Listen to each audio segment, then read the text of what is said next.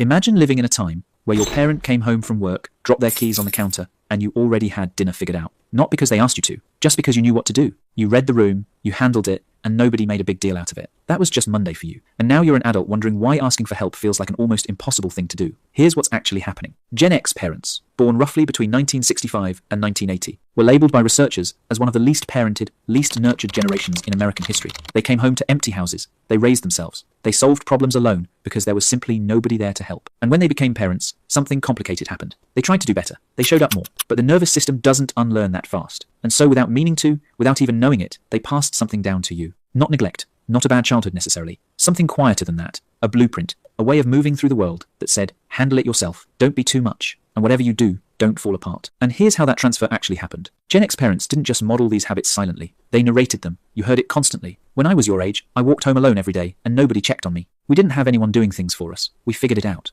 I turned out fine. Those weren't just stories. To a child's developing brain, those were instructions. They were your parent telling you, without realizing it, what strength was supposed to look like, what you were supposed to become. And because you loved them and trusted them, you built yourself around those stories. You took their survival manual and made it your personality. Here's what that looks like in you right now. Number 1, you solve the problem before you tell anyone there is one. Your Gen X parent didn't call someone for help. They figured it out. And you watched that, absorbed it, and made it your default. They probably even praised you for it. See, you handled it yourself. I knew you could. That praise wired something deep. So now when something goes wrong, your first instinct is to fix it quietly, alone, and only mention it once it's resolved. Number 2, receiving feels more uncomfortable than giving. Your parent expressed love through action, through showing up practically, but they also told you constantly that needing too much was weakness. So you learned to give freely and receive awkwardly, because that's exactly what you watch them do every single day. Number 3, you feel guilty when you rest. Your parent was productive, busy, efficient, and they made sure you knew it. I don't have time to just sit around. You heard that enough times that rest started to feel like something you had to earn. And now your body doesn't quite know how to recognize stillness as safe. Number 4,